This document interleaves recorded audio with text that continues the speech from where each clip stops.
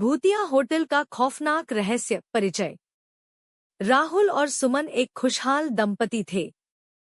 उनके 2 प्यारे बच्चे थे, बड़ा बेटा आरव 10 साल और छोटी बेटी पाखी 7 साल।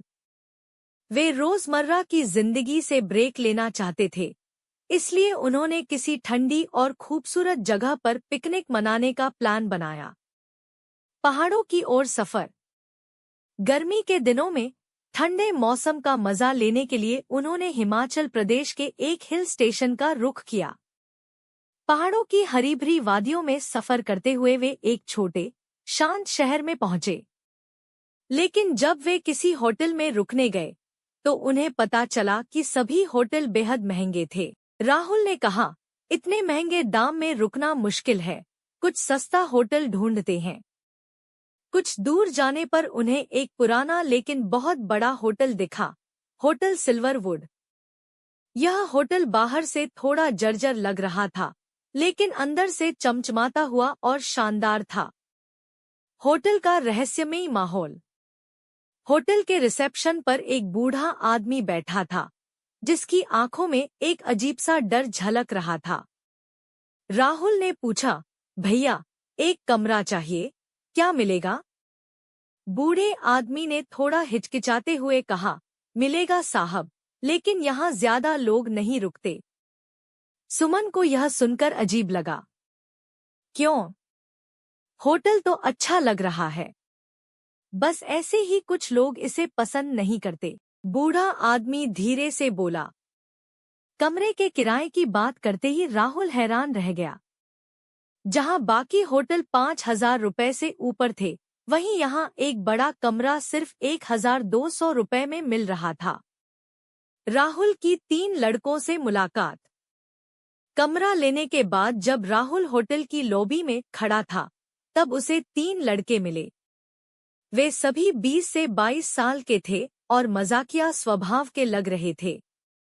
राहुल ने हंसते हुए कहा, भाई, ये होटल थोड़ा अजीब लग रहा है, कहीं भूतिया तो नहीं? यह सुनकर तीनों लड़के जोर जोर से हंसने लगे। अरे भैया, भूत वूत कुछ नहीं होता, ये सब मन का वहम है, हम तो मस्ती करने आए हैं, उनमें से एक लड़के ने कहा। राहुल मुस्कुराया और अपने कमरे की ओर चला गया। उसे नहीं पता था कि ये हंसी ज्यादा देर तक टिकने वाली नहीं थी। कमरा नंबर 306 और सामने वाले कमरे का रहस्य। राहुल का कमरा तीसरी मंजिल पर 306 नंबर का था। जब वह वहां पहुंचा, तो देखा कि ठीक सामने वाले कमरे में वही तीनों लड़के रह रहे थे। रात को सब सोने की कोशिश कर रहे थे, लेकिन माहौल में अजीब सी घुटन थी। अचानक दरवाजे पर जोर जोर से दस्तक होने लगी। कौन है? राहुल ने डरते हुए पूछा। कोई जवाब नहीं आया, लेकिन दस्तक और तेज हो गई। राहुल ने हिम्मत करके दरवाजा खोला, लेकिन बाहर कोई नहीं था। 3 लड़कों की मौत। राहुल और सुमन ने रात भर अजीब आवाजें सुनी, लेकिन किसी तरह उन्होंने रात काट ली। अगली सुबह होटल में अफरातफरी मची हुई थी। राहुल बाहर निकला तो देखा कि सामने वाले कमरे के बाहर तीनों लड़कों की लाशें पड़ी थी। उनके चेहरे डर से सख्त हो चुके थे, जैसे उन्होंने कुछ बहुत भयानक चीज देखी हो। होटल के स्टाफ में से एक ने कहा, इन्हें किसी ने मारा नहीं, लेकिन फिर भी ये मरे हुए मिले।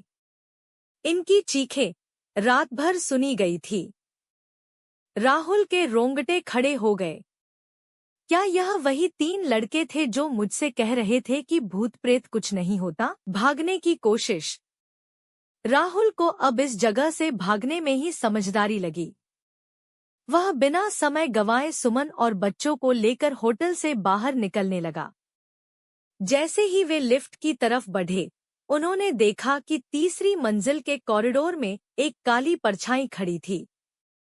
उसके लंबे बाल थे, सफेद झलकता हुआ चेहरा और काली, गहरी आंखें। वह धीरे धीरे राहुल की ओर बढ़ रही थी। बिना एक पल रुके, राहुल ने बच्चों को गोद में उठाया और सुमन का हाथ पकड़कर सीढ़ियों की ओर दौड़ पड़ा। सुबह का रहस्य। सुबह जब उन्होंने होटल की ओर देखा तो होटल वहीं था, लेकिन अब वह पहले से भी ज्यादा पुराना और टूटा-फूटा लग रहा था। राहुल ने आसपास के लोगों से पूछा, यहाँ सिल्वरवुड नाम का होटल है ना? लेकिन सभी ने एक ही जवाब दिया, ऐसा कोई होटल यहाँ नहीं है।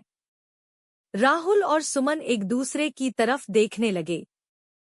क्या वे एक भूतिया होटल में ठहरे थे? क्या जो उन्होंने देखा वह सच था?